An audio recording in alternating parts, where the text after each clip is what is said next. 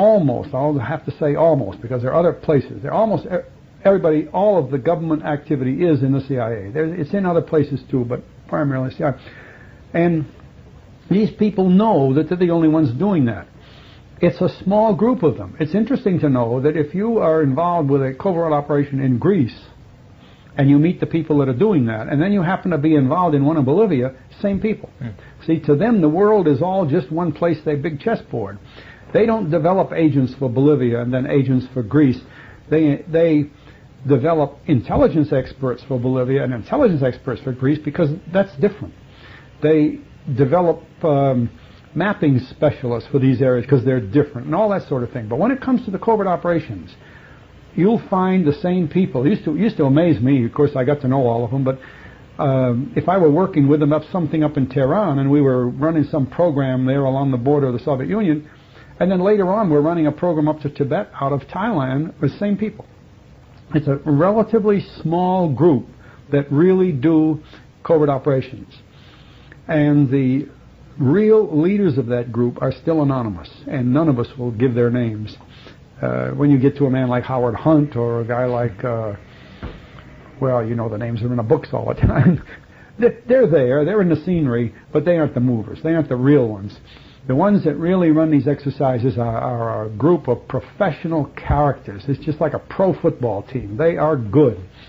They got the people that can carry the ball, and they got the people that can block, and so on. And really, they have the greatest respect for them. Now, their leaders then, Bill Colby, Dick Helms, Alan Dulles, Des Fitzgerald, and so on, they become convinced that what they're doing is right and that they are able, that they have the ability. As Dulles said, he understood the craft of intelligence, and the craft is this covert business. So that's what I mean by writing it, that they are the dominant people in this business. In today's world, you can guess at the names of...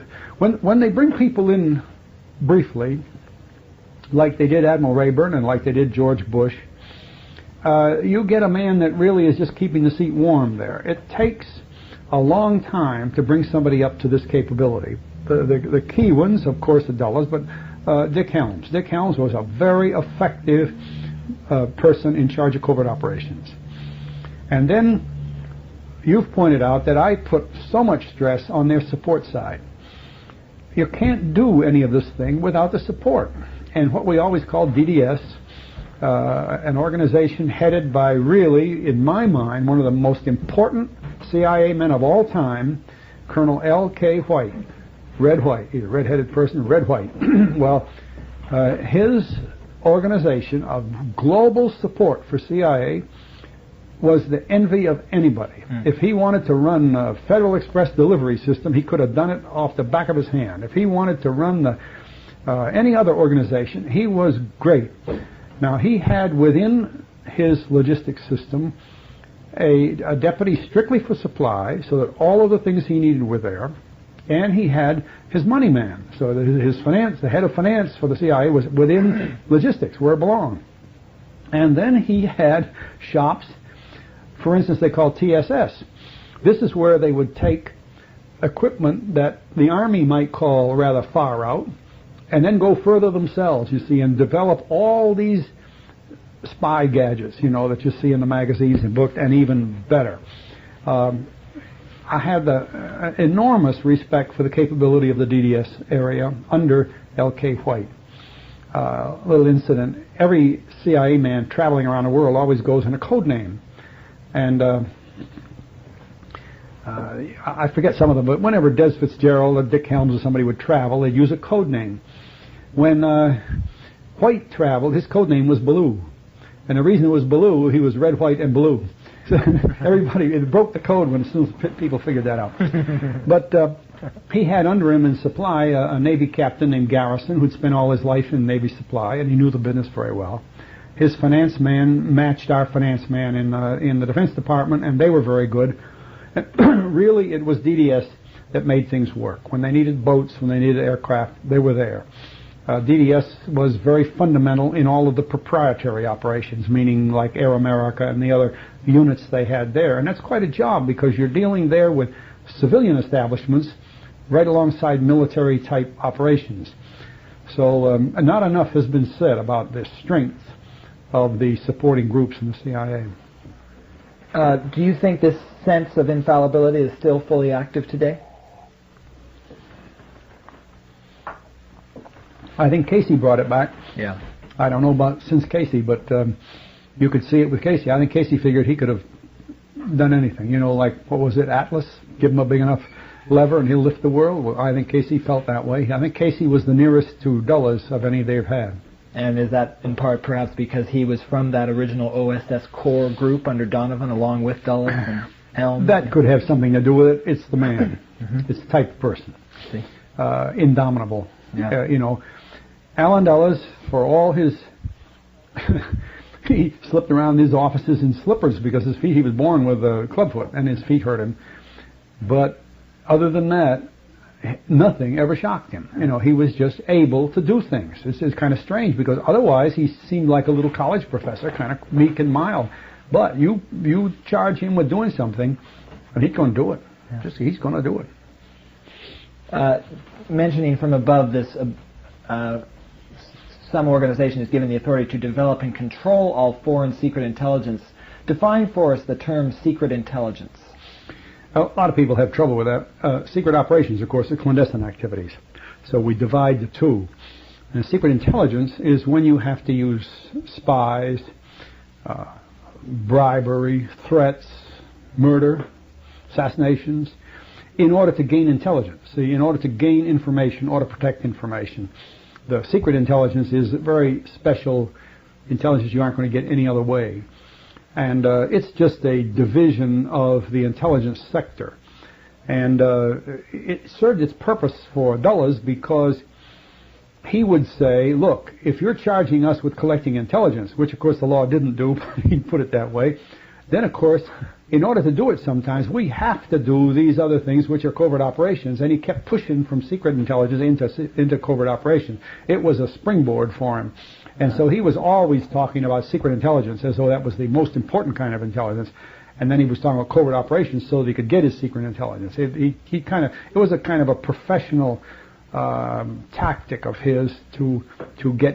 But in the vernacular, secret intelligence is what the Navy calls black intelligence. It's you have to use spies, you have to use bribery, really inside intelligence. This essence of the ability of the secret team to exist at all in terms of this team or organization being able to first develop and control all foreign secret intelligence, and second, being able to then have full and unfettered access to the last authority to brief him on this controlled information. Comment just on this completely control of the entire system that enables the secret team to function. It's a good thing that you picked that up. It's more important than most people have any idea, if they even know about it, they have any idea about.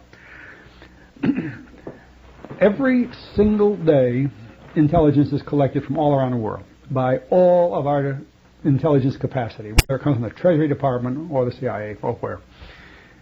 During the night, that is carefully boiled down to the essence of the intelligence of the day.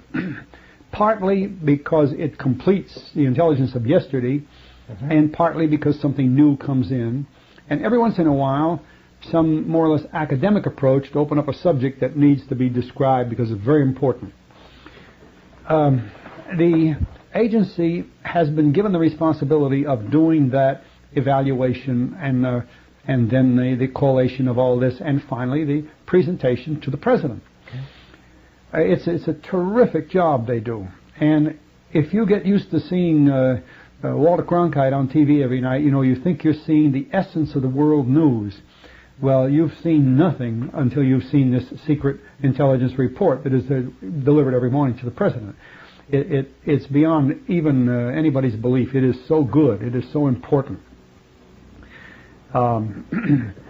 The agency used to have a man named Kemp that was just astounding for this business, and some of their best men do this work. Well, it's done during the night, so that by about 7:45, if I'm right, maybe 7:15, anyway, right around 8 o'clock in the morning, a pre-brief is given in the Pentagon, way down in the basement, the double basement of the Pentagon, in a big audience room there for about 50 cleared people. That doesn't mean they're all there that day, maybe 35 or 40, but there are only about 50 people in the entire Pentagon, 35,000 people that are cleared to hear this pre-brief.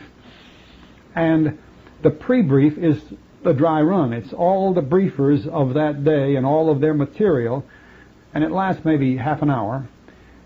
And they make this briefing for the Secretary of Defense and the Chairman, Joint Chiefs of Staff, and the others. They all hear this same brief that day, and then they leap into their cars, go to the White House, and brief the President. That's why it's called a pre-brief. And the President hears this entire briefing. Well, as you can see, that's a very formative thing. For instance, the Cabinet officers hear that briefing. The President hears it. The Chairman of the Joint Chiefs of Staff hears it. During the day, that becomes their agenda. Because let's just say something comes up during that day that involves Tehran, immediately they get all the Tehran experts on that subject. And what makes Washington run that day, whether people realize it or not, comes down from that pre-brief through the Cabinet officers, through the top people. The Cabinet picks up his phone as soon as he gets back to the office, and he says, "Hey, Charlie, get into this for me right away. I want everything you've got on that." And the next man, and then go back and they tell the Navy, "Do this, the Air Force, you do this," because the pre-brief is saying what's going on this day all over the world. The newspapers don't even begin to get into the depth of this brief. And then you begin to realize that to a considerable extent, the briefing of the President every day and the pre-brief system provide the government with its agenda every day.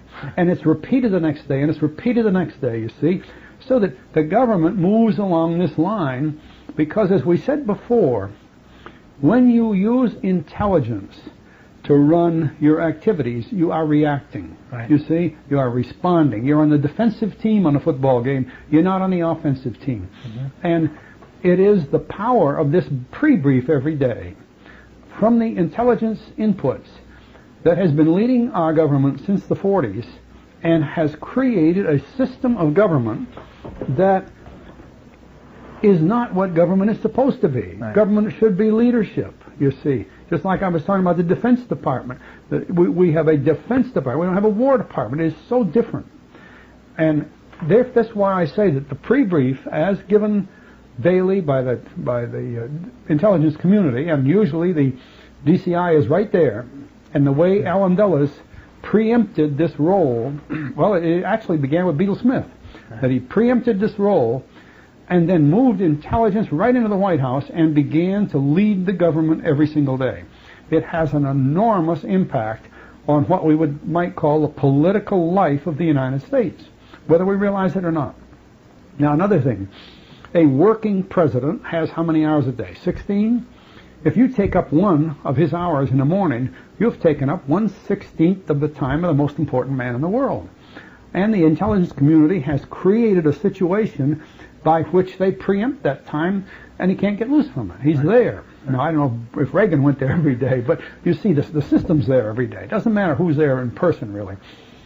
I think that we have not considered the enormous importance of intelligence as the guide for our government and what our government does, and the fact that it runs on reaction, and then the classic idea of government where the leader's up on a white horse, follow me. You know, he's leading and he's taking the government down the road. We talk about Mr. Bush's first 100 days of leadership.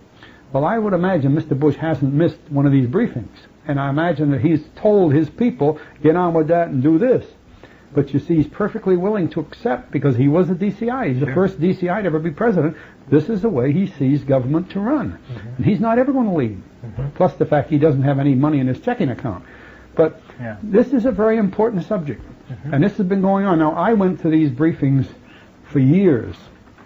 And I must tell you, they charge you up something awful. You come out of that thing after hearing everything that's going on, everything from satellite photos, you get the global weather conditions, you get everything that's going on during the day in that pre-brief. And that's powerful stuff. And you're so busy during the day catching up with the things that this pre-brief tells you to do that all of a sudden it's tomorrow and you hear another pre-brief, see? And it sets the stage for what goes on every day. If you haven't been involved in it at that point where you hear it and get the motivation, it's very hard to experience the impact that has on our government structure. I don't know what the government of England and France and Japan and then in Moscow are doing, but it wouldn't surprise me any that they're doing the same thing. Yeah. Did you attend these pre-briefs? Every day. I see. Every day. I was one of, I think, 52 people, as I remember, that had the clearance to go. And in my work, there were many times when I was one of the briefers, so that I was involved both ways. But your pre-brief, would you participate then in going over to the White House afterwards? No. No. Well, if you're the briefer, you do. But in my activities, the chairman would go, or somebody like that. No, I don't think I ever went to the White House to brief. In fact, by the time it gets to going to the White House, the group is cut down to the chairman, the DCI, and maybe one or two others. By that time, you're down to Cronkite. You're down to the last talk. That's the way it should be. It's the thing just goes right down to an apex until you're talking to the presidency, and it's a very important briefing at that point. Very distilled. Yeah.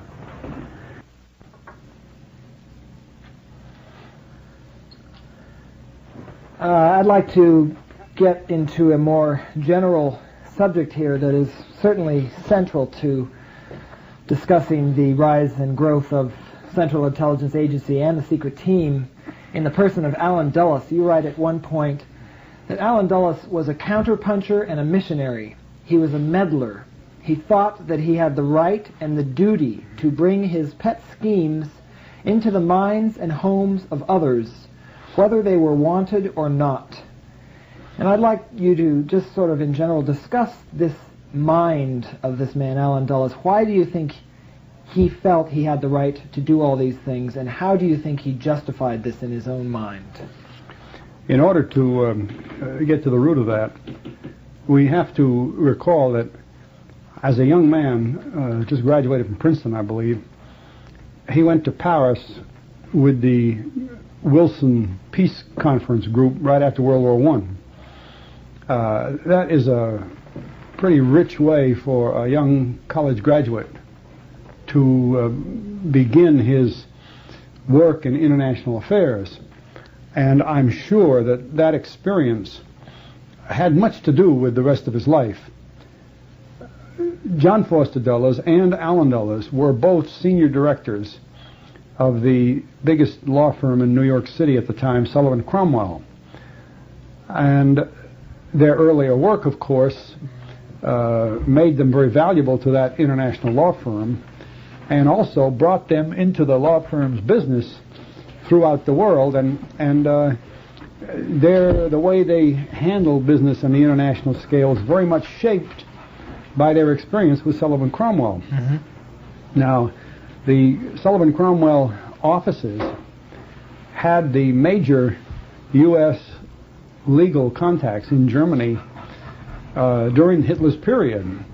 We couldn't say they were essentially pro-Nazi, but they didn't close their office in Germany till well after the start of World War I. In fact, the fact that they were still there when the war was going became quite an embarrassment to the U.S. government, to think that here we were very anti-Hitler, anti-Axis, and here we have this major law firm still operating there. Well, this law firm was in a sense dominated by these Dulles brothers, whose idea of international affairs and international business was shaped by the law firm and then by their activities. At the same time, John Foster Dulles was either a founder of the World Council of Churches or one of its major guiding spirits. Whenever he was not in the government or otherwise assigned to some mission, he traveled all over the world as a principal spokesman for the World Council of Churches. Now, I make no brief for the Dulles view of the churches or even of their religion. It was rather, I think it was Episcopalian really, but I'm not sure.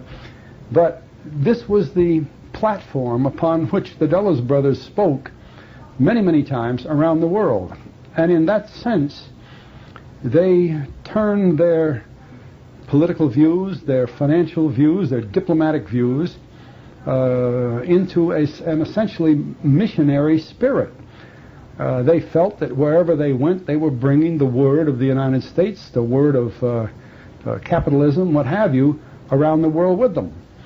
This was very true in the period right after World War II, and may have had something to do with Truman's selection of Allen Dulles to study the intelligence agency, because if anyone was accustomed to international affairs, intelligence activities, covert activity, because of his OSS experience, Allen Dulles certainly was. And you put these all together, and regardless of the individual himself or his family relationships, which were strong, of course, because both his brother and sister were strong in the State Department, you produce a person called Allen Dulles, who is a missionary, a diplomat, a financier, a lawyer, a really unusual individual for this period. Then you bring him into the government as the director of the Central Intelligence Organization of the country, and he calls upon all this background. Well, from my experience with him, which for 7 or 8 years was rather considerable, you could feel this power in the man, that this was the way he worked. And he felt that he had a perfect right to preach capitalism as he saw it, or anti-communism, that's a big word, as he saw it, throughout the world. And it was people like Allen Dulles who really created the North-South confrontation, you know, or and East-West between communism, but the North-South with the third world countries.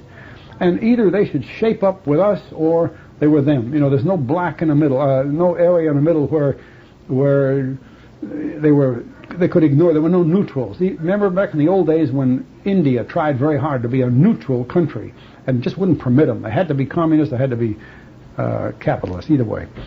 Well, this is the nature of Dulles. And when you worked with him, there was nothing. It was either communism or the West, and you can't describe precisely these things, but it's in all the literature since World War II. It's in all of everything we were doing, and the agency was motivated along those lines, and especially as you saw Dulles move into these things that we were talking about, that's through his ability to control the morning briefings, guiding the government along this reactive channel. Because when Dulles became the director of Central Intelligence, one of the first things he did in the agency was to abolish the DDA. We've talked about the DDS, the support and the logistics. We've talked about DDP, the clandestine operation. And of course DDI was the Deputy Director of Intelligence, which is the ordinary intelligence business. But it had a DDA. DDA was administration, planning, management. He abolished that. He saw no use for it. You see? If he saw no use for management, planning, administration, that role in the agency, then you can see that what he was going to do is let his eyes and ears, his intelligence area, his covert area, find things to do and then do something. So he would react to things. And with that system that he applied, he brought it into the government so that the first thing you know, after several years, the government itself was becoming a government of reaction. And this is the one thing about having a CIA in a government like ours that makes it very dominant. It assumes the title without even trying, because it's easy to correspond to reacting. You know, if you get punched, you punch back. That's easy. This is Mr. Dulles in a nutshell. And his shadow, having fallen over the government for so many years, has created a government which does react rather than become dynamic. And I think that this is very true in the last decade of our government, if nothing else. And I think it is this straitjacket that Kennedy was trying to remove from the office of the presidency. Mm-hmm. And I think Kennedy was definitely making moves to rid the government from this reactive motivation. Of course, he fired Dulles. That's one first step. After he initially, as soon as he was elected, said he would take him on, but he didn't see yet what would happen until something like the Bay of Pigs came along. Yeah. To make him wary of that. Well, and I think Kennedy, having a great confidence in his own ability to handle things, realized that he didn't have to fight the 10 rounds of the championship bout all at once. He'd take them in order. And I think he lined up the campaign that he saw through his first 4 years as a chance to begin to really take over the government in his name and in what he wanted to do, and in his latter 4 years make moves that would set history for many, many years. And of course, as a lot of people have pointed out, he had Bobby in the wings and Teddy in the wings and then their children in the wings. They would have had Kennedys for years. At least that's a light way to look at it. But Kennedy, I think, rebelled against this business of the reaction to things. He wanted to do some things.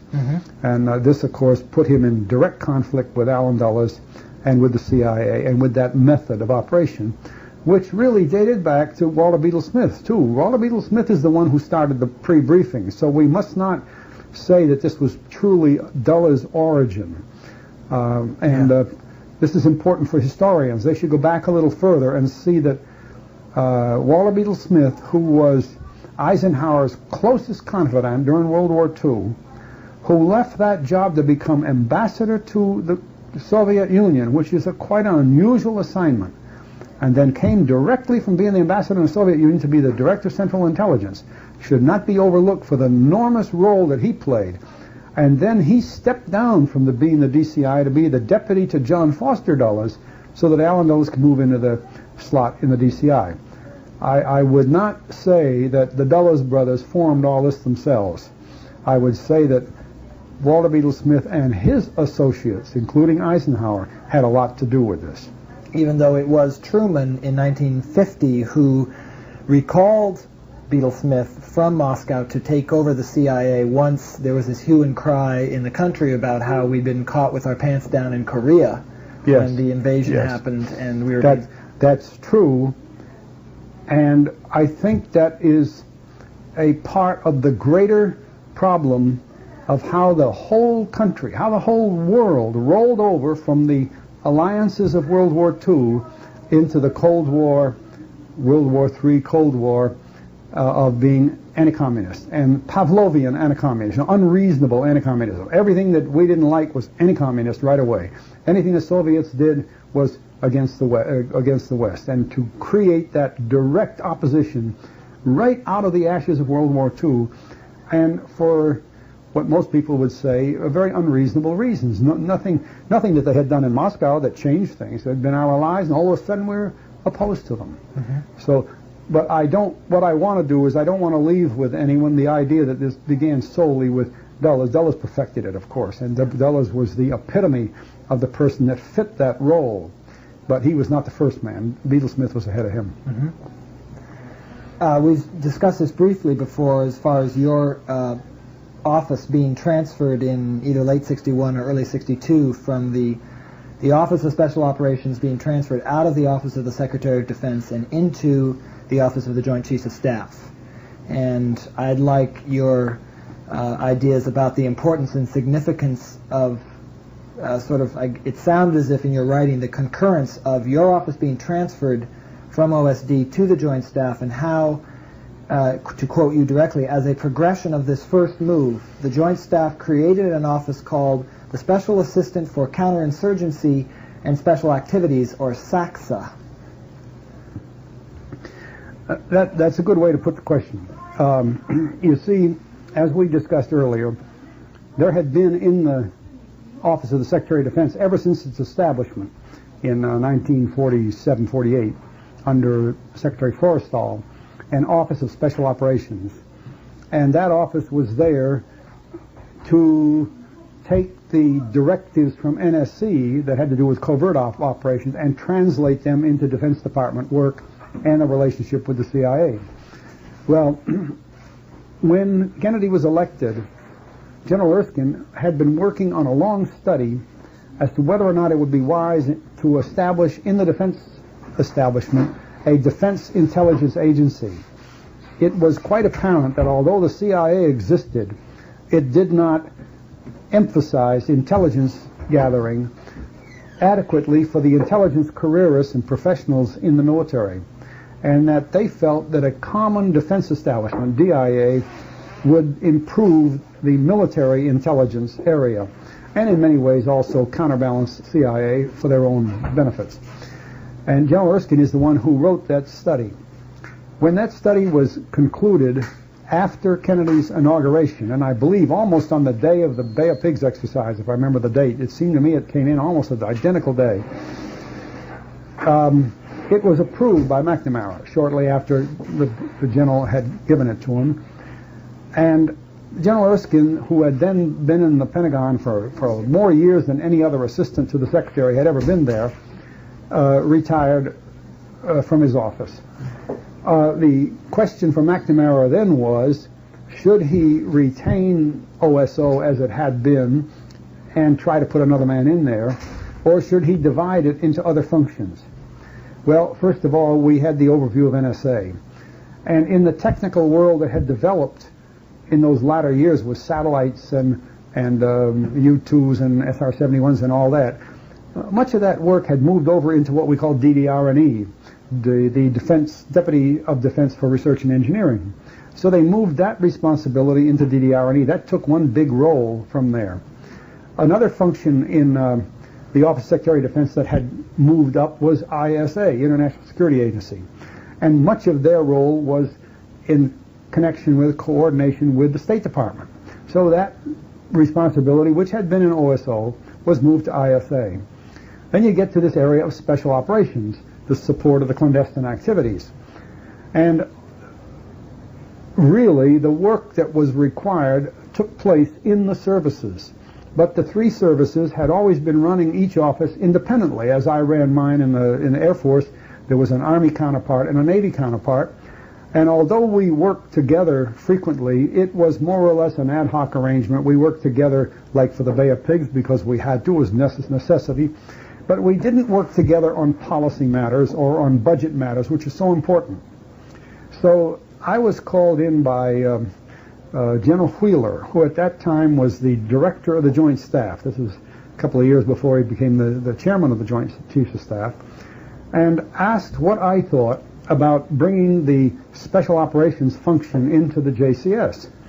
And of course immediately approved it because I saw the rest of the OSO office go. In fact, they had gone, and I was about the only thing left there with a functional job but with no title. My boss had gone.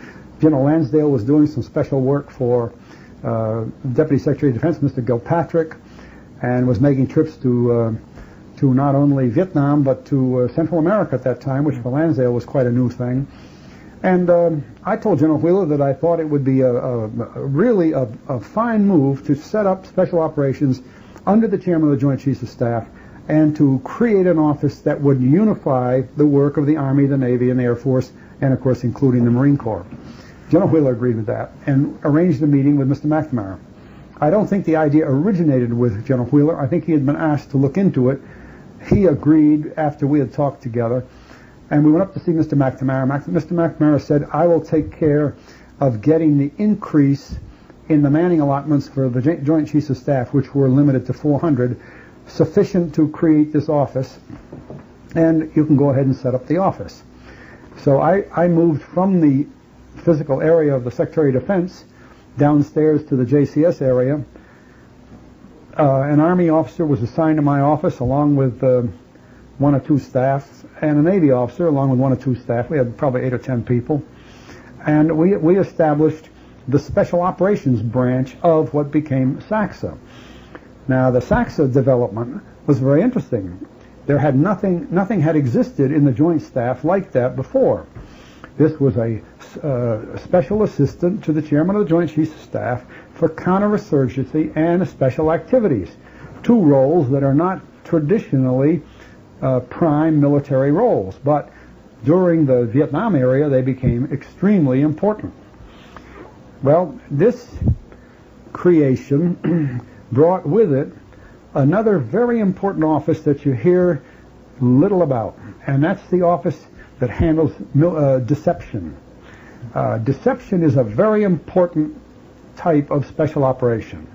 You create things that you want to have discovered that are wrong, so that Moscow would think we had a gun that worked the way it worked and it didn't work, or a rocket that worked the way it did and it wouldn't work, or that we sent people to some place to do a job that they'd think we were going to do and we were never going to do it. You see, this is important because when we set up the Bay of Pigs, on account of deception, if the Russians found out about that, or if Castro found out about it, he wouldn't know whether that was a deception or whether we were going to do it. Deception is an extremely important function, rarely talked about. I don't know if anybody has ever written about it properly. And at the same time that my office was moved to the Joint Staff to unify special operations for the services, the men who had been working for years in deception unified their office in the same area. In fact, they were right next door to me. And we used to work together quite a bit because it was important that we do that, to have deception effective throughout the military services. This left the basic function called counterinsurgency, and that developed from the Special Forces, from the Green Berets, and from that doctrine. And it was a move by the military to get into an area that the CIA had more or less made a pretty strong move into, especially in Laos and Vietnam. And the other side, the special activities part of SACSA, was simply to cover, just like saying, and so forth, to cover anything else that was coming up. In these transfers, they very interestingly started with an Army general, and General Craig, who stayed only about a month or two in the job as chief of SACSA. And his problem was that, being a straight-line Army general, he had difficulty making objective decisions regarding either CIA or Special Forces and the Air Force's Special Air Warfare units and so on, whereas a neutral general might have been able to make easier decisions. And because in that period of time they were very formative decisions, they moved to another man. And the interim man after that was another Army general who had had a considerable experience with Special Forces, but was called for another job by the Army, so he stayed about 2 months. Finally, they brought in a Marine Major General, Victor Krulak. Krulak was ideal. He had no biases with respect to that. He was straight Marine Corps, and as far as he was concerned, Special Forces, Special Air Warfare, the Navy SEAL teams, all of that, CIA's work and everything. He said, that's just an offshoot of the Marine Corps, so I know all about that stuff. And he was good. He was all right. What was new to him was the deception work and the special operations work, and we worked closely together for years, and it developed pretty well. The counterinsurgency role has been identified with Kennedy. I think the better way to read it would be that the counterinsurgency role was coming into the Defense Department from the CIA. It was either a matter of they get into it or the CIA was going to overwhelm them, and that it bloomed during the Kennedy period. Pretty good proof of that is that although the Special Forces Center at Fort Bragg is called the Kennedy Center, it actually had its inaugural first class during the Eisenhower period. In fact, it was Mr. Douglas, Deputy Secretary of Defense, who went down there to inaugurate the school and the first classes, and I was down there, so I know the date for sure.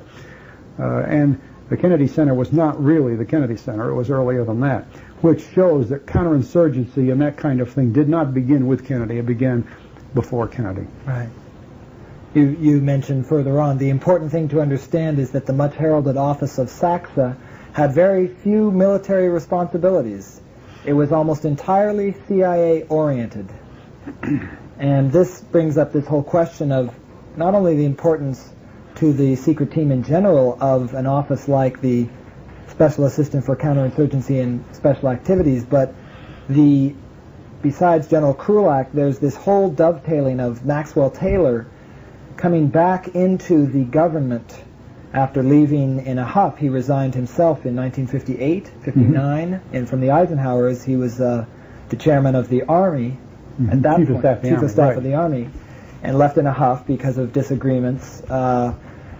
Taylor wrote a book called The Uncertain Trumpet, which you indicate you feel very strongly was sort of fronting for this idea of flexible response, but more directly the whole linchpin of counterinsurgency as being this new form of operations that apparently, as you indicate, was more to increase the scope of CIA operations than to, in effect, do what it did, which was to change the military from a traditional military fighting stance to this sort of counterinsurgency focus or intent.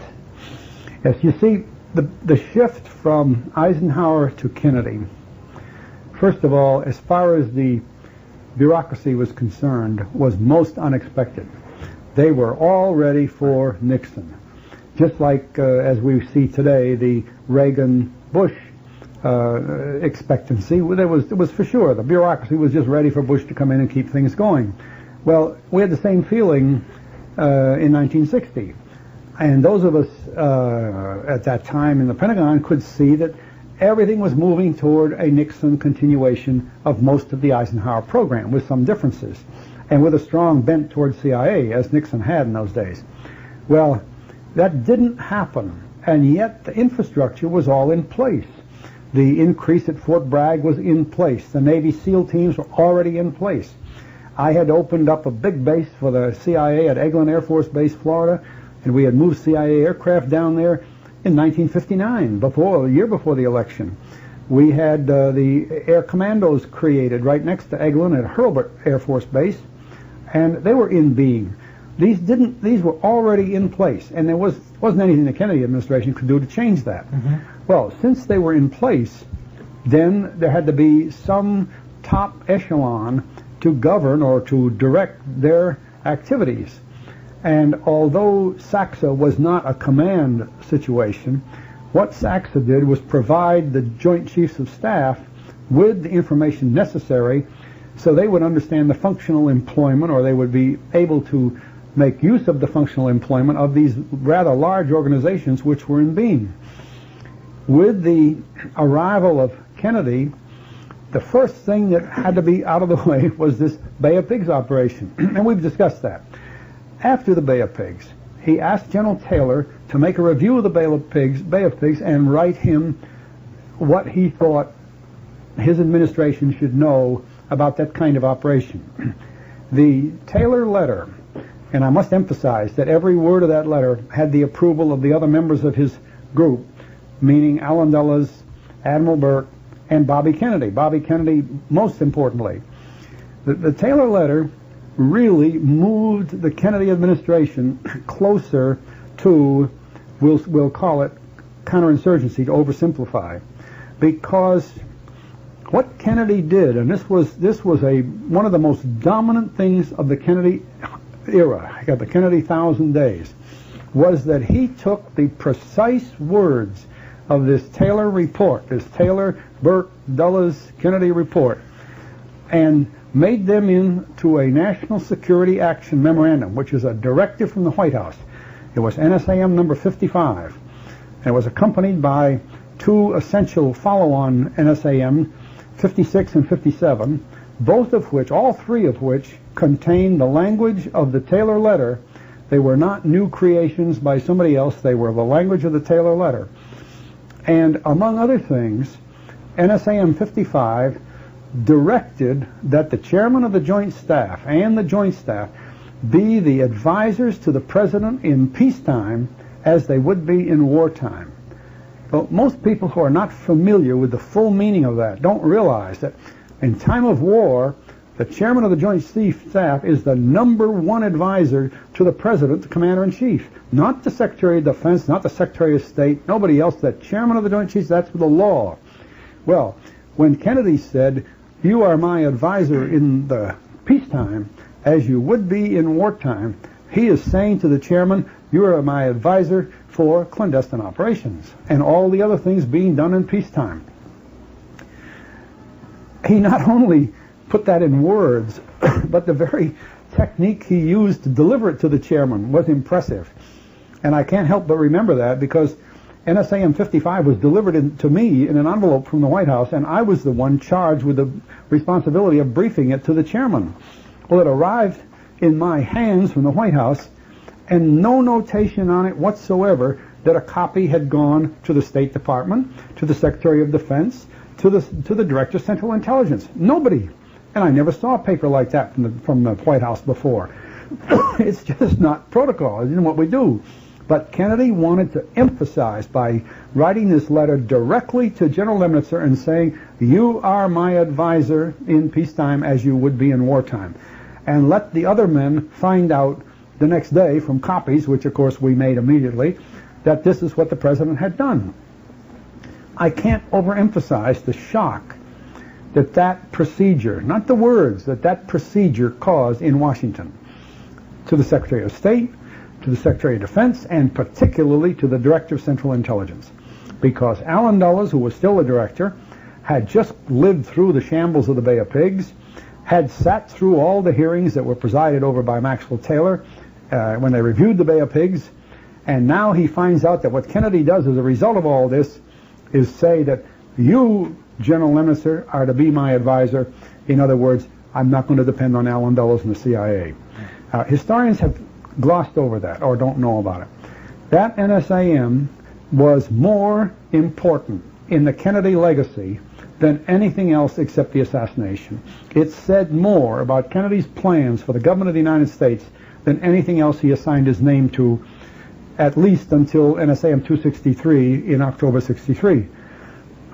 This is where the Kennedy administration put their print on what they intended to do with clandestine operations. It didn't work exactly as he intended it because of some of the people involved. General Lemnitzer was not a cold warrior. And after I had briefed General Lemnitzer, he said, Prouty, put that in the file. We'll think about it. He was not about to put that up on a pennant and march around the city with it. He was not going to be the government's cold warrior. But he would if he was asked. He would, as he had always been. But he did not fit the role of the cold warrior.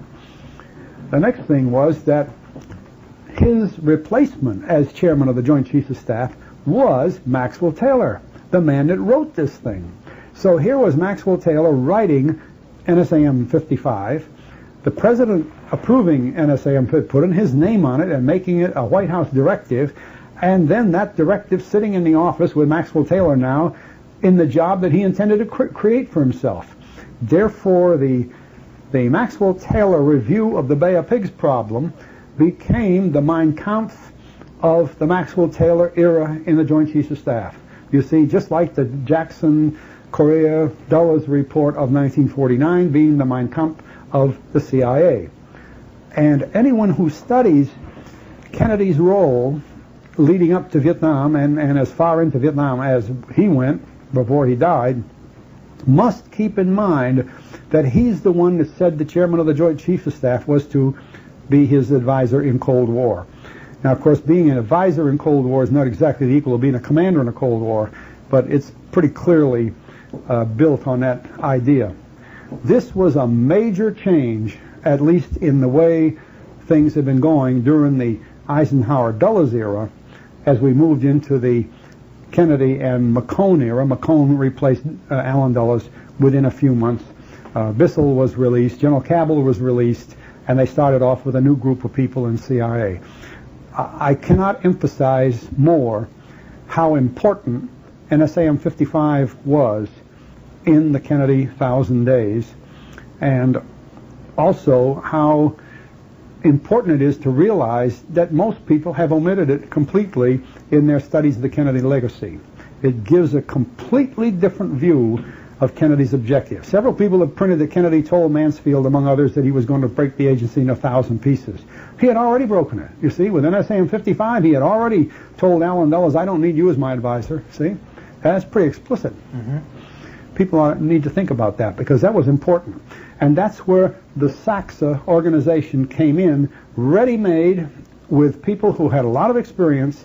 For instance, my Navy assistant in my office had been one of the founders of the Navy SEAL team. And the Army assistant, well, among others, was Al Haig, and people like that. They were not just people brought in casually. They were experienced people. And without delay, the Army work at Fort Bragg began to increase into the predominant number of Green Berets that we saw later in the Vietnam War. So we're dealing with a period here that was most interesting, of much of this moving forward like a glacier, with the Bay of Pigs to sort of sharpen Kennedy's attention, And then his action right away to take over control, I'm not going to have another Bay of Pigs, you see, and he puts the JCS in charge of Cold War activity and removes the CIA from them. He already removed them. Pretty important. Now, there's one problem. Kennedy knew that, or found it out. Maxwell Taylor was not exactly his hip pocket Cold Warrior. Maxwell Taylor had prior understandings with CIA, and it was his own characteristic that he wanted to be dominant in that field himself. You might almost say he visualized himself operating in somewhat the way Allen Dulles had, or another way to put it was he was not your model military man at that time. In fact, as a personal comment on that, a Lemnitzer JCS meeting was a friendly, efficient, well-managed meeting with a thorough discussion of each subject. A Maxwell Taylor JCS meeting was quiet. Taylor delivered the subject, and there was almost no discussion. He said, "Any more on that, gentlemen?" "No." Next subject. It was just like a meeting in a funeral parlor. It's hard to understand exactly what that meant, but for those of us sitting in the second row and listening to the chiefs, after we had spent so many years listening to them under Lemnitzer, you could see that Maxwell Taylor did not represent the ideal or the representative military man at that time. So what Kennedy may have hoped to achieve in this part of his time may not have been successful because of the individuals involved. Taylor was not the right man to do that. And you know, he moved Taylor out of that job not long after that and made him ambassador to Vietnam, which is a kind of an unusual assignment for a man he never even knew before 1961. But this all gets pretty complex. But this era can't be studied enough if anyone wants to understand the Kennedy legacy. But Kennedy did not make Taylor ambassador to Vietnam. Lodge was still his ambassador up to the time he was killed, right? It was not until 1964. Oh, Lodge, yes, you're right. Lodge came in and Taylor went down in Vietnam after Lodge. You're very correct. That's right.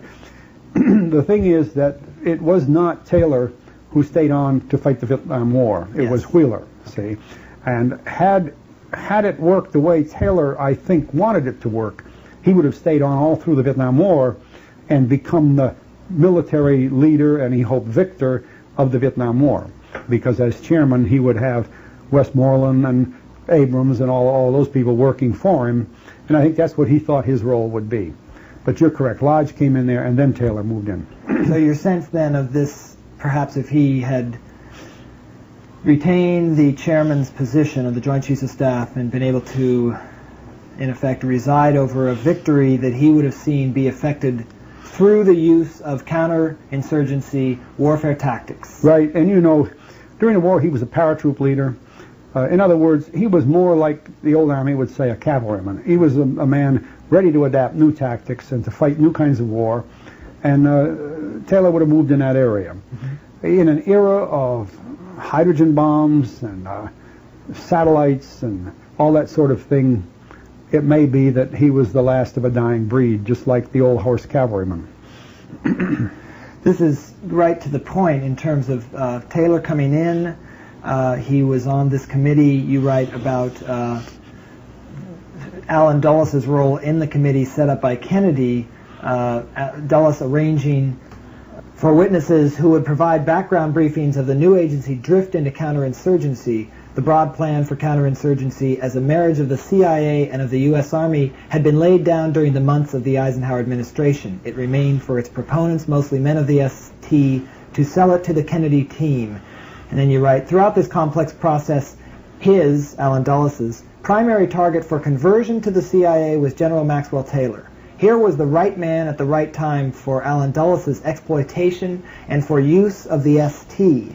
And we've described then Taylor coming in and perhaps having his own ideas and hopes or ambitions for how he could move up. And you had commented that Bobby Kennedy, in the book, Bobby Kennedy had been very taken by this man, Taylor, and apparently in his talks each night, going back to talk to John Kennedy, must have conveyed this sense of his fascination and interest in Taylor to John Kennedy, and then in effect somehow Kennedy doing just what, in the way you seem to write, Dulles would hope he would do, which would be to bring Taylor into the White House, to bring him in first as the special assistant to the president for counterinsurgency. No, military. His military assistant. Military assistant, and then in fact to be promoted to the Joint Chiefs of Staff. Yeah. That you see as, was that in effect, by that point, the inertia, Kennedy picked up on it and he somehow fell for it, that he... Not quietly in that view. Remember all the things we've talked about this transition period, which was an absolutely remarkable transition period. You remember Eisenhower had been there for 8 years, and we had followed World War II, so that it was a long period of everything going in one direction. And then Kennedy was, of course, a much different focus in the government. Right. Now, what was accomplished here is by putting Dulles and Admiral Burke and General Taylor and Bobby Kennedy together in one room. Whether Jack Kennedy knew what he had done or whether he lucked into it, I don't know. But it could not have been a better group. I don't mean by that they were homogenous. In fact, they were opponents on almost every score. But this worked all right for Kennedy. His mind, and of course with Bobby there, could assimilate this, even though they were assimilating a lot of things they had no experience with. They didn't have this kind of military experience, especially Bobby didn't. And Jack's experience was limited to certain activities in World War II. But years and years of congressional experience, which I think people have discounted. People have forgotten that Jack Kennedy had been in Washington as a member of Congress, both a representative and a senator right up until his election. So he knew all of these things. But he was hearing them now by the experts. And by putting Allen Dulles on this committee, here's one of the things that happened. Dulles was the only man who could make up the witness list. So I had worked with these people for years, and they were meeting, the committee was meeting only about 2 doors down the hall from me in the JCS area, and a lot of these witnesses would come in and sit in my office and have a cup of coffee until they were called into the room. There's a little narrow hallways down there. There's no windows outside. I don't know if you've ever been in the JCS area, but it's the pits. And you might think it's the finest area in Washington, but it isn't. Well, I began to notice the ones they were calling in there. And some of them had not worked on the Bay of Pigs. They were old-time Dulles implants from years back who might have had some peripheral job with the Bay of Pigs, but not basically. What they were doing, what the agency was doing, what Allen Dulles was doing, was using this opportunity of sitting there every day with Bobby Kennedy and every day with Maxwell Taylor to do some indoctrination. Mm-hmm. And it was heavy. If you read some of this report, you'll see that indoctrination went all the way back to his old Jackson, Correa, Dulles philosophy. He was planting it back in there. Well, he had a very willing hand in Maxwell Taylor. Taylor had gotten out of the government in a huff. Coming back in, he had a lot of retreading to do, had to make himself important there. And with this new group, the Kennedy group, it's a chance to move in, and he really did. Yeah. And he got intimate, friendly with Bobby Kennedy. In fact, as you know, one of Bobby's children is called Maxwell Taylor Kennedy. Bobby was really influenced by Taylor. Yeah. And Dulles was influencing Taylor from his side. And Arleigh Burke is a rather stoic individual who I'm quite sure did not join too much in the conversation, but probably just saw the sense of humor on the whole thing and just sat there. I know Arleigh Burke quite well. He's the finest CNO the Navy has ever had, and a very competent person in his own right. But he had no axe to grind in this committee. Well, as this thing progressed, it went longer than we ever expected because more people went in there, ushered in by Allen Dulles, because he saw that he was becoming effective in this business of indoctrinating Bobby Kennedy and Maxwell Taylor into the views of Allen Dulles and the CIA. So you see a little of that mixed up. But quite frankly, my own view, and I believe I inherit some of this from my boss, General Krulak, was that Bobby Kennedy saw both sides of this. He was not a neophyte either. And he kind of went along with some of this listening to everything that Allen Dulles said, But at the same time, I think the Kennedys had decided Allen Dulles was through, and I think they had also decided that Taylor was a strong man, that they would stay with him, and he would be, in their control. He would not be out of control, as Dulles might have been. So they were perfectly willing to let this go together. And, historians will tell you, many of them, that there was no report as a result of this work. As a matter of fact, I myself researched for it. I tried to get it in my files. I mean, I had legitimate government files in those days, and I couldn't get it. I had NSAM 55, but I never realized that NSAM 55 was the report, verbatim. I had it as a presidential directive, and I had to read it to General Nemitzer as a presidential directive. I didn't know that it was verbatim, almost verbatim, the words of Maxwell Taylor.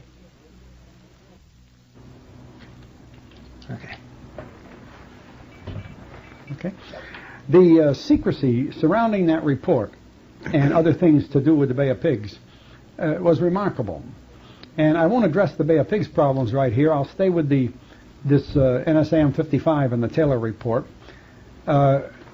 Even those of us working intimately, I know when I talked to the chiefs of staff, they asked me if I had any idea who had written NSAM 55 for the president. The president would write all his papers.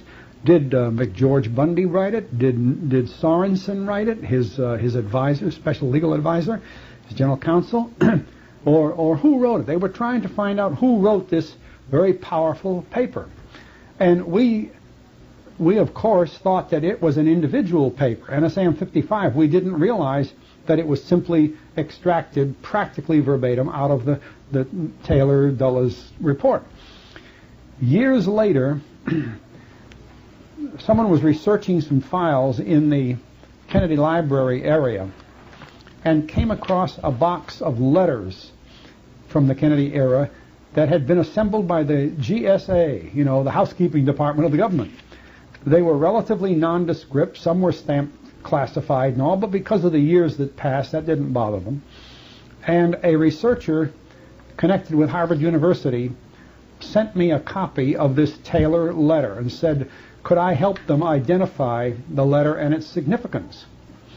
As I read the first paragraphs, I realized that this Taylor letter to the president was NSAM 55, or I recognized that this letter to the president was actually the report of the board. Well, in the intervening time, I had lunch with Admiral Burke in Washington one day, and I asked him, I said, Admiral, I was just down the hall from the hearings while you were running this review of the Bay of Pigs effort with Bobby Kennedy and Allen Dulles and Maxwell. I said, I have a hard time believing that there was no report as a result of your meetings all through that time. You had to make a report to President Kennedy. And we're good friends. And he looked at me and he smiled. And he said, Prouty, we didn't need to write a report to the president. He says, that little son of a bitch Bobby was there all the time. And he really made his point, because after all, if Bobby Kennedy's in the room, what do you have to tell Jack Kennedy, see? So I believed him. And years later, when I found this report that had been found in the bales of records that the GSA had assembled and had been not identified otherwise, here I found the same words. What they did is Arleigh Burke didn't lie to me about the report. He just didn't tell me that it wasn't a report. It was a letter. Well, we need to dwell on it because it was so important in the Kennedy era and in the Kennedy legacy. And it explained the role of the Kennedys, but it explained the role of Maxwell Taylor. Mm-hmm. And it explained how they intended to move into this area of the Cold War without an Allen Dulles and without the CIA in its unlawful role. Remember, we said there was no law that said the CIA should be in covert operations. Now, I don't need to make too much more of that, but the NSAM 56 and the NSAM 57 that accompanied this, but were distributed to the Secretary of Defense and the DCI and all the rest, were properly distributed, were very powerful documents also. So it wasn't just the one document that came down. It was a whole family of documents. They were all familiar to Taylor. They moved Taylor into being the chairman of the Joint Chiefs of Staff. And I thoroughly believe, and of course this took a while, the arguments over these things, the policy developments over how this would be done, carried on well in through the year 1962.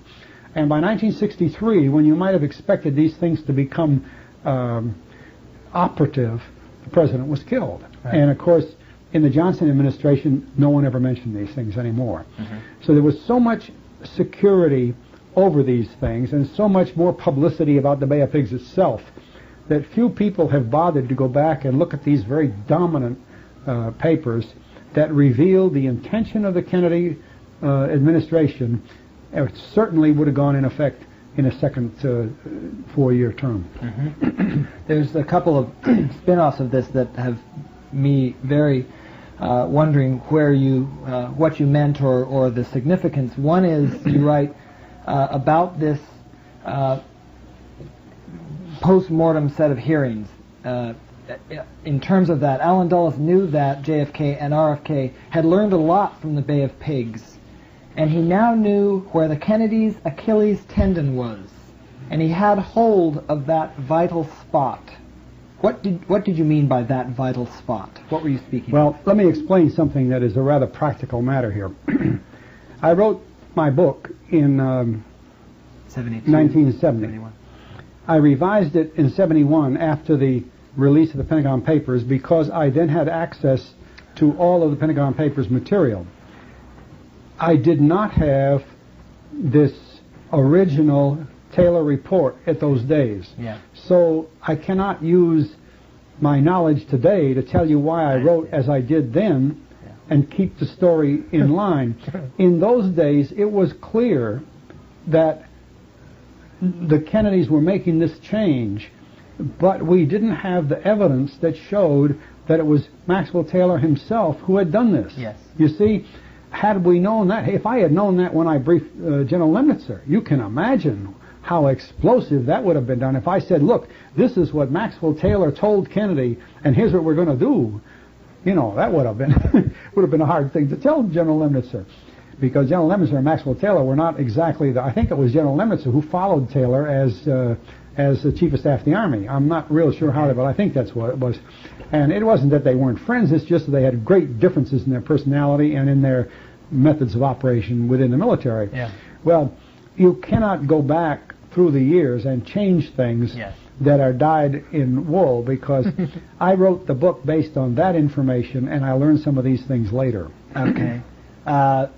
More to the point than here, perhaps, you say also regarding Lemnitzer when he left the JCS, you said, then President Kennedy made a most significant move, one perhaps that has had more impact upon events during the past 10 years than any other that can be attributed to him or his successors. He decided to transfer General Lemnitzer to Paris. What do you think his rationale was for that? Oh, Lemnitzer was the preeminent commander at that time, at least based on seniority and rank, and Kennedy always Europe-oriented, always Europe-oriented. His father had been ambassador to the court of St. James, wanted the strongest and best man on duty to take over the post that Eisenhower had held in Europe, and Lemnitzer certainly was qualified. I think that was a good assignment. Lemnitzer, by that time, was not going to be the man to run the Vietnam War, we'll say. I don't think that was preeminent in Kennedy's plans either. I don't think Kennedy had any idea that he'd have to have a strong military commander to run the Vietnam War. That's all hindsight if anybody sees it that way. Yeah. He wanted the best man in Europe that he could get, and Lemnitzer was the best man. Okay. And another point in the book you write, from 1954 through 1963, all American activity in Vietnam was dominated by the CIA. Although Lansdale and his key men, such as Charles Bohannan, Lucien Conin, the U.S. go-between at the time of the Diem coup d'etat, Bill Rawson, Arthur Arundel, I don't know how to pronounce these, Rufus Phillips, and others were listed in the Pentagon Papers with military rank. They were all in the employ of the CIA and were operating as CIA agents. I'd be curious if you had knowledge in any of these cases. What did each of these key men of Lansdale do? What were their particular areas of expertise? Well, as we now know, there is a new book out on Lansdale's life, his biography, that explains a lot of this, but it does need other explanation. Many of these men had worked with Lansdale when he was in the Philippines, and when he had been given the authority to work within the Philippines in a covert activity designed to overthrow the president of the Philippines, Quirino, and in his place put a new president, and it turned out to be Ramon Magsaysay. Lansdale's assistant then was Bo Bohannon, and Valeriano, a Filipino. Conin was in Vietnam at the time. I don't think Conin worked in the Philippines. I used to work in the Philippines at the time and met many of these people that were involved. When Lansdale was assigned to Vietnam as chief of the Saigon military mission, then he pulled together many of his Philippine team, including Filipinos as well as Americans, and he brought into it Arthur Arundel, Rufus Phillips, and many others who were what we call psychological warfare technicians and other specialists for the role that Allen Dulles had assigned the Saigon military mission in Vietnam. We must remember that although it was known as the Saigon military mission, it was not a military mission, and most of its work was not done in Saigon. It was simply a cover arrangement that the agency had created in early 1954 as they prepared for the development of South Vietnam as an independent nation and for the introduction of Diem, Ngo Dinh Diem, as president of Vietnam. This job was assigned to Lansdale very much as he had been assigned the job of producing Magsaysay as president of the Philippines.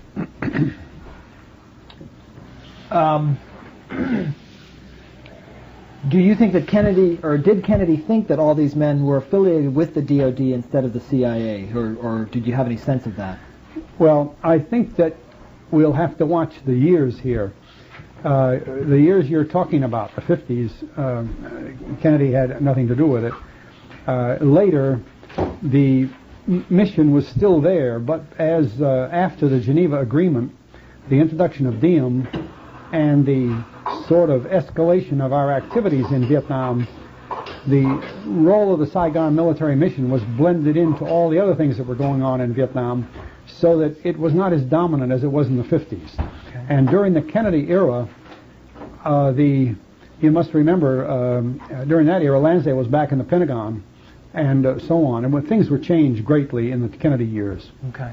So it was not a contiguous or continuum of events. There's a great deal to discuss in all of this. I'd like to get into a couple of last key areas as I see them. One is the military assistance program.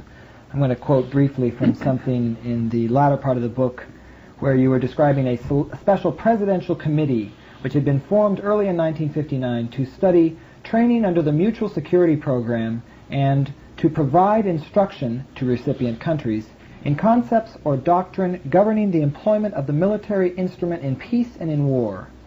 This committee was laying it right on the line that the government should be stepping into the Mutual Security Program with military training, including the development of paramilitary capability in the recipient nations. The only way this could be carried out would be to mount clandestine operations in every country where this was to apply. By this period, the CIA knew that it was ready, equipped, and in a position to do this in any counterinsurgency list country, as it had been digging its way firmly into the MAP or Military Assistance Program, since the earliest days of the Greek and Turkish aid campaigns. Could you briefly just discuss the creation and background of the Military Assistance Program and how, over time, through CIA agents working within it and the agenda of overall attempted control by the agency of its reach and scope, recipient countries found themselves hostages to their own armies because of the domination of the ST agenda of combining the focus of political, social, and economic directives, all under a vast authority of our military, which set up these countries' own military-based governments.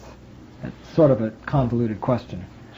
Well, in order to unravel all that, which is an enormous story, and it is very important, I first of all have to say that I printed the document that you're talking about from the White House. It was a White House document, a very long one, as an appendix to my book. And anyone seriously interested in that most important thing should turn to that, because I can't go through 20 or 30 pages here and all of the things that it meant in detail. There, after World War II, there were a number of people in our government who believed that the way to stabilize any other country, especially those in the Third World, was through the strengthening of their army.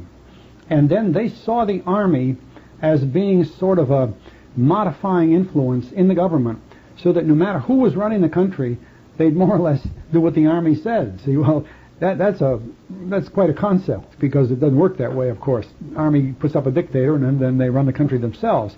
But this was the idea. Yeah. And you might say it was the idea that Lansdale had when he brought Magsaysay to the top in the Philippines, because in doing that, what he and his agency supporters planned to do was to create an element within the Philippine Army that would sustain Magsaysay through several terms in office, hopefully using elections from one to the other, but using the Army to make sure the elections went right. You see, it's hard to describe it, but this is the way they were working. They were saying, look, if you create an army that is very stable, has no great ambitions, they're just keeping the country going, they'll take care of this sort of as a force in the middle. Or, what I found out later, they were all reading Mao Zedong's Little Red Book. They all believed that the army was a fish living in the water, and the water were the people. Mm-hmm. Well, that might work for Mao Zedong, but I'm not so sure it's going to work in Nicaragua or in Greece. Yeah. But they were writing this kind of document. The two authors of that paper you're referring to, one was General Stilwell and the other was General Lansdale, had become greatly enamored of the Little Red Book. I know when I worked with Lansdale, year in and year out in the same office, I'd hear him quote that darn thing. He could quote it no matter what situation we're talking about. He'd have some quotation from the Little Red Book. So you have to get into that context. But the other side of it was, you see, this had much to do with the CIA's philosophy that you react to events. Yes. Have your military out there in all these countries as military assistance program people. And then they're the eyes and ears in that country to see if things are going the way you want them to go, yeah. You see? So that's what they really meant, that the military assistance program is kind of a censor, kind of an intelligence organization telling you that things are all right in Greece and things are going fine in Peru, yeah. Or alerting you, if like they did in Indonesia. That's how they found out that they thought it was time for a rebellion in Indonesia, because the military assistance people told them so. Of course, it failed miserably. But we can't go through this in a few minutes, sure. But it is extremely important, and it is central to the philosophy of that era as applied by CIA and by CIA's close associates and allies, not only within the U.S. military, but in other military allied with them around the country, like the British, the Australians, the Canadians, and so on. It was part of the Cold War mechanism. Yeah. Obviously, it hasn't worked, because the reaction government is hard to run through another agent, see? Sure. But it's what we've tried to make work, and that's why we've seen sometimes what we thought were loyal governments overthrown, even though they were anti-communist. Trujillo, for example.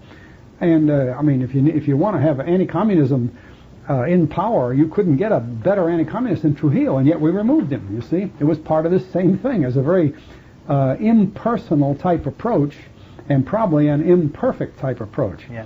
But I simply quoted, or I simply printed as it was written, this doctrine as presented by General Stilwell and General Lansdale, mm-hmm. and as approved by the White House, at least in those days, back in about 1960 or 61, I believe. I forget the date of the document. I think it's 58 or 59, but it's right in late Eisenhower's second term. Yes, it was an Eisenhower period. I'm sure the Kennedy people did not endorse it in later time. One more follow-up on that. You're writing at about the same point in the book, page 394. Under the cover of the Bay of Pigs operation, much bigger moves were being made. All over the world, the MAP training program was picking up volume and momentum. Thousands of foreigners from all 40 countries that we were trying to establish this in converged upon the United States for training and indoctrination.